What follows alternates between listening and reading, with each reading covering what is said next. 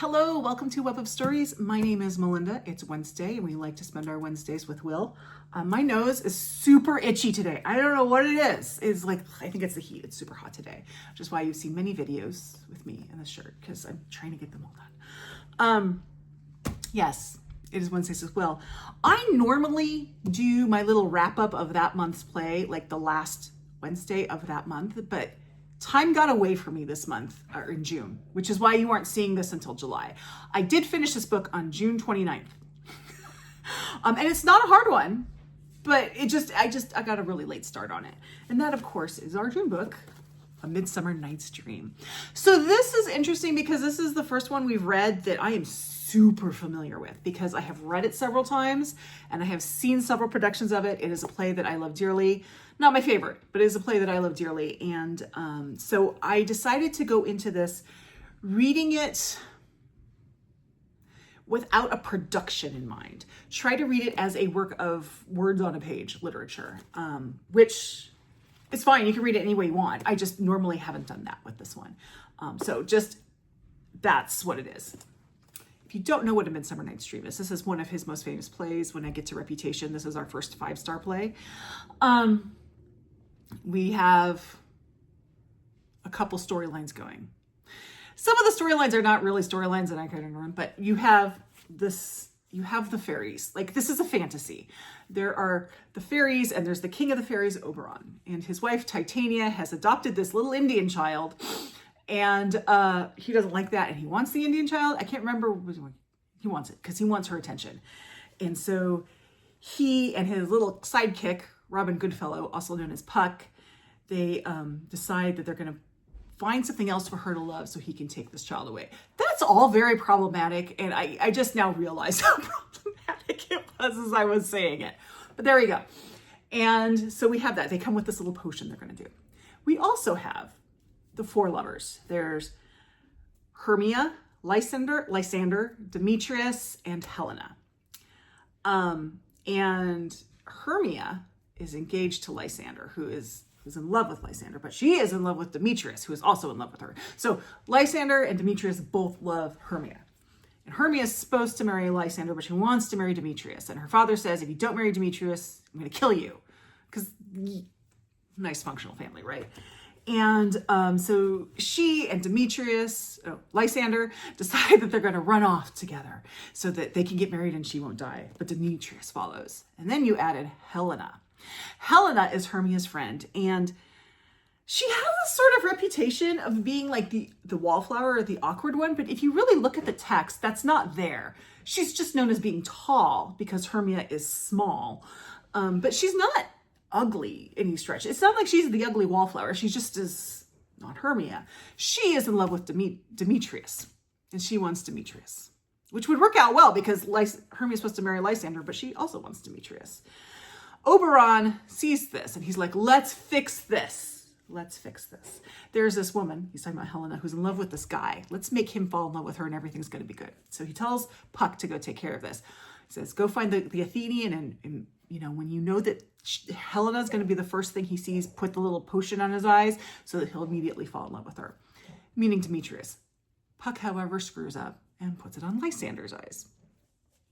So now Lysander is like following Helena around and she's like, no, leave me alone. I want Demetrius. And Demetrius is like, leave me alone. I want Hermia. And Hermia's like, leave me alone. I want Lysander. And there's lots of running through the woods. And Oberon says, you screwed up. We need to fix this. And he does it. I can't remember if he does it or he has Puck put the potion on Demetrius's eyes. So now both Demetrius and Lysander are going after Helena. And Helena's like, what is going on here? And Hermia's like, what is going on here? You guys are supposed to be in love with me. And they all figure that out. And they all end up with the right people because it's Shakespeare. Then you also have these group of actors. They're going to put on a play. And I'm going to talk more about that play. But among them is Bottom. And Bottom is going to be the lead in this play. So Bottom kind of gets involved in this whole thing with Titania and Oberon because Oberon turns him into a donkey. And then he is the first thing that Titania sees and she falls in love with the donkey. And then things happen. And there's forest and there's lots of fairies and there's running around. And that's that. Okay, this is a great summer play because it's all running around in the forest. And it's fun and it's fantasy. There you go. It is not my favorite play because there are things in it I don't like. I don't really like the device that Shakespeare uses in this of having the play within a play. Because by the time we get to the point where they actually perform the play, I'm kind of done with the story. Like, I'm ready to go home at that point. I don't really care about the play. There's that. You know, there's a lot of toxic masculinity in this one with Oberon and Lysander and Demetrius. I actually don't really care about Lysander and Demetrius. They can go swim for all I care about. I like the Helena and Hermia dynamic. I love Helena as a character. And so there's a lot I love about this book, though there's stuff I don't like. So I'm going to be honest about that going into it. And my reading really hadn't changed any of that, except I was more aware of the toxic masculinity in this play. But yeah. So now let's get into our rankings on this. Oh, I should probably tell you about adaptations. I didn't watch a new adaptation of this because I've seen so many. I have seen the movie version with Christian Bale and Callista Flockhart and Michelle Pfeiffer. It's from like the 90s. I don't know. My daughter watched it in high school this year. When I was in England in college, we saw a Shakespeare in the Park production of it. And this is like the perfect one to see in the park because it's running through the woods. It's just running through the woods. That's what it is. And then I have seen 2 stage productions of it here in Portland. The most recent one I saw was a couple years ago at Portland Center Stage, and it was gorgeous, like gorgeous production. It was wonderful, but it was also a very traditional production in certain ways, which is fine. I have nothing against that. But the first production I saw, which was several years ago, they did this thing. So there's this thing with Shakespeare that they've just kind of realized, and it's kind of awesome. That Shakespeare, doesn't matter what, it can be sonnets, it can be plays, whatever, but Shakespeare in a Southern American accent is like chef's kiss. And so there was a production of A Midsummer Night's Dream set in the Deep South. So everyone had their Southern accents. And it was beautiful. It was perfect. And halfway through the play, I'm like, Helena looks kind of familiar. She looks kind of familiar. So I went to my program to see who Helena was. Helena is someone I went to high school with and was in plays with in high school. So there you go. Funny, the world's a small place. But anyway, so I know this play really well.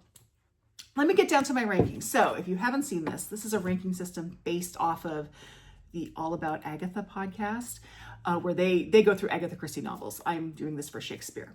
And I have certain criteria that I give a 1 to 5 score, and I do allow myself half points on this. And that gives me a subtitle. And then I have of its time, which is like it didn't age well, either the subject matter, or sometimes the humor just doesn't come through the ages. You know, it's like, that's not funny at all. Love's Labor's Lost is a good example of that, where it's like, that was probably hilarious in the 17th century. It's like, I don't even know what you're talking about now. But we do that, and then that amount is deducted, and then we use that number to rank it with the other ones.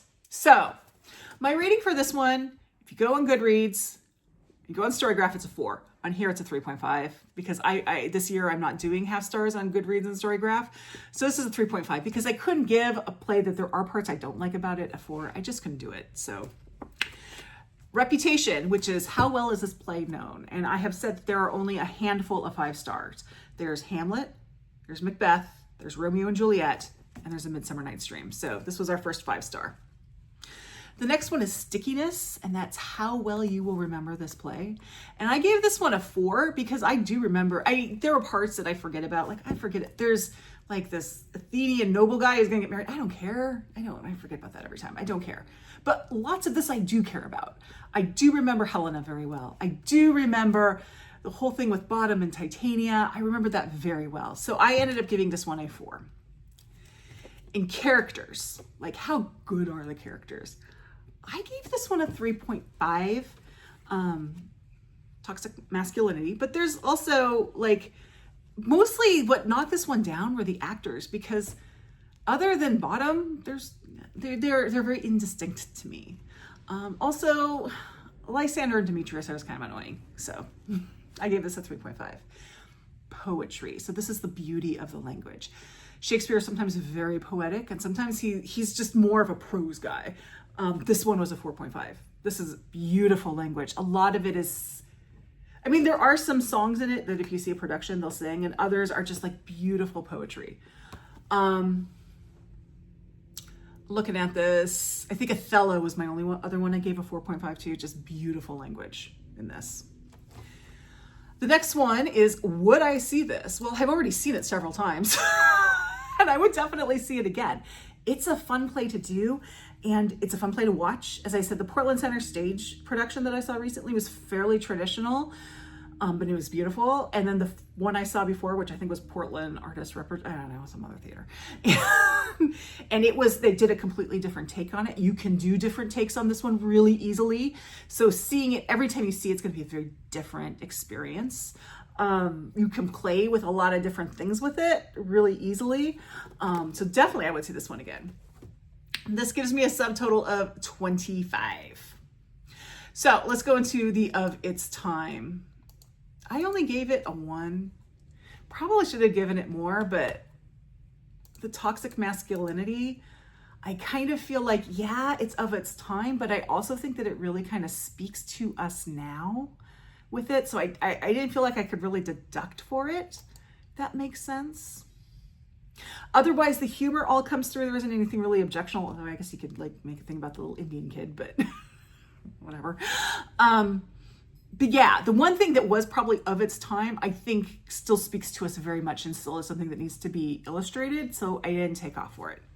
So that gives us a total of 24 points. So let's go through our ranking. So we have done 14 plays and I will go from bottom to top. 14th place, we have The Winter's Tale with 9 points. That's kind of a mess of a play. It's a mess of a play. I am surprised though it's in last place because I actually have a play I liked less than that.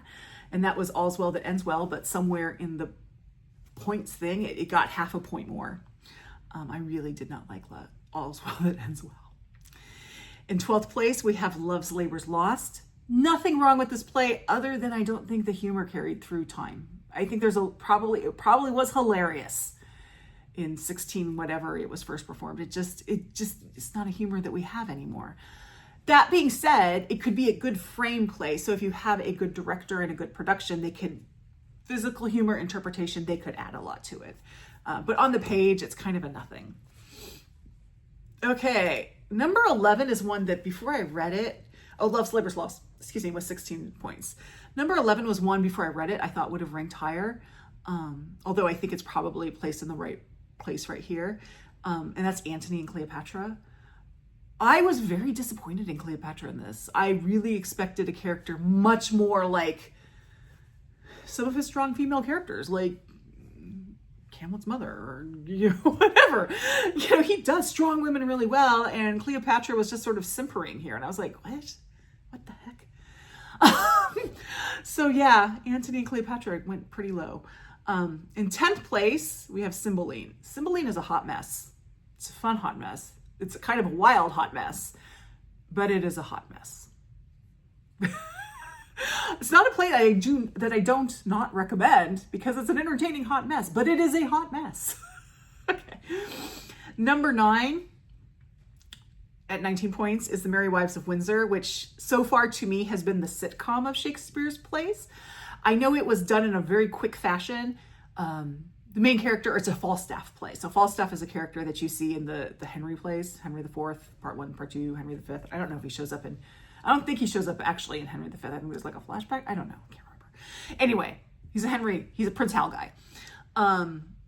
Queen Elizabeth I really liked this character and asked Shakespeare to write a play about him. So he quickly wrote a play, which was The Merry Wives of Windsor.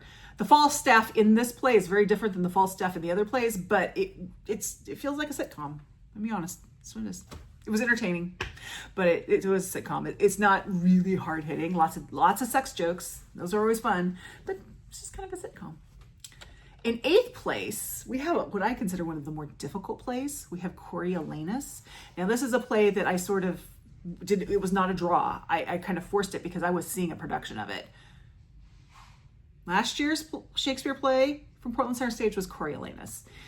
Next year, they're not doing Shakespeare, but they are doing Fat Ham, which is Shakespeare adjacent. Coriolanus. So this is a very political play. And Bookish Best Friend had not read the play before she went to see it, and she did have some trouble following it. I did read it, so I could follow it when I was watching it, but it's very political. It's not a one-to-one with our current situation, but it is an interesting play to read now because there's enough of some sort of comparison there. definitely a more challenging one. Oh my goodness, I messed up here. So that's 8th. We actually have a tie for 8th place.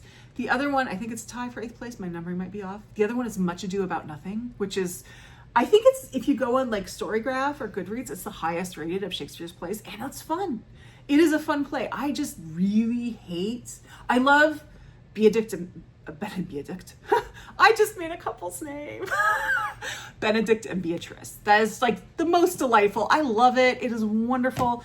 But Hero and whatever the other guy's name is, I hate that line. I hated that. So to me, it was a very split story. It's like a love and hate one with me, which is probably why it didn't rank as high for me as it does for other ones. But I will reread that for Benedict and Beatrice any day of the week, because that is like the best repartee you're going to find in Shakespeare. And the movie version, the Kenneth Branagh and Emma Thompson movie version, is very good, as long as you don't think too much about Emma Thompson and Kenneth Branagh and what happened to them. You put that to the side. It's still a really good movie version. Okay, so that was a tie for 8th place. I have a tie again for 5th place, and this is an interesting tie. The first one is The Merchant of Venice. So this is where the Of Its Time comes into play, because this is super high number. I think it might be the highest, one of the highest, like raw numbers until you get into Of Its Time.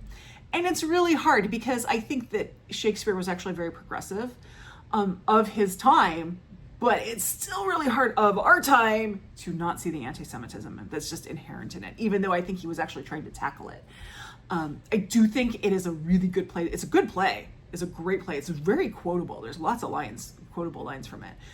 Definitely a good play to study. I just think that you need to really keep in mind the anti-Semitism. Some of that doesn't age well. The next one, and this is where I should say at the end of each year in December, I do a revisit of this, and sometimes I adjust the scores. And I might be adjusting this one down a little bit on one of the scores, and you'll have to wait till December to see what that is. Not that there's anything bad about it, it's just that I have read more, and as far as comparison goes, I think this needs to go down just a little bit. That is Henry IV Part 1. It's actually the only true history we have read so far. And I enjoyed it. I enjoyed it. This is where we meet Falstaff. There's lots of like drunk Falstaff jokes, and you get Prince Hal as being an obnoxious teenager, and that's fun. You get battle, and you get lots of history. I liked it. I watched for an adaptation. I watched the Hollow Crown episode that is Henry IV Part 1. If you don't know, the Hollow Crown is a series, I guess, that the BBC did, where the first season is Richard II, Henry IV Part 1, Henry IV Part 2, Henry V. Like, they do the Shakespeare plays. The second season is Henry VI Part 1, 2, and 3. And they have really big name actors in this. Like, Patrick Stewart was in Patrick Stewart was in Richard II. This one, Prince Hal is played by Tom Hiddleston. So, and Jeremy Irons is Henry IV in it. I mean, there are big names in these productions. So highly recommended. I purchased it off Amazon. So if you're looking for it, that's where it is. Those two are tied currently. I do kind of think Henry IV Part 1 might go down. Okay, then in 4th place, we have The Tempest. This is my husband's favorite play. And I like it. The one reason why it probably isn't a little bit higher is because a lot of the jokes are drunk jokes, and I prefer sex jokes, which I know says a lot about me. But there you go. Some of it just isn't my sense of humor, but it is a great play. It is great. That's 4th place. So there you go. And in 2nd place, we have a tie. And the first one is A Midsummer Night's Dream. Just made it into 2nd place, which actually surprised me because the other play that's in 2nd place is my favorite Shakespeare play, Twelfth Night, which was this year's PCS production, which was fantastic. I definitely have a preference between the two, but I do see how putting them at the same level is probably pretty fair. So yeah, 2nd place, not bad. And 1st place still is our Moor of Venice, Othello, which is like a juicy play. It's so juicy. Like, that's an actor's play, and it's an actor's play, and it's a good play to read. Like, Antony and Cleopatra, I think, is an actor's play, but it's not that great on the page because I think Cleopatra on the page does not come off well. But Othello it's just juicy. It's the only way I can describe it. So that's where we are now. In July, our July play, oh wait, I can't tell you what our July play is because you haven't seen it yet. I know what it is. You guys don't know what it is. But you will know next week because I have already filmed the draw video.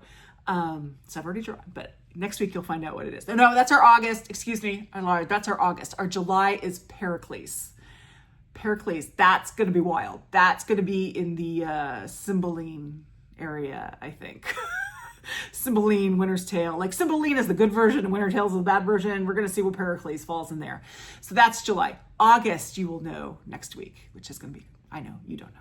You'll find out. So if you would ever like to join us in this, you are more than welcome, and you do not have to commit to every play. You can hop in and hop out if you want. On my Discord, which link down below, there is a thread called the Bard Room, and that's where we discuss Shakespeare things. So that's where we would love to have you. And anyway, there you go. Thank you so much. Have you read A Midsummer Night's Dream? I think probably a lot of you have, because I know this is pretty standard reading in school. Let me know what you thought of it. If you've seen a good production, let me know about it. Like, subscribe, join my Discord. I'll see you in the next video. Bye-bye.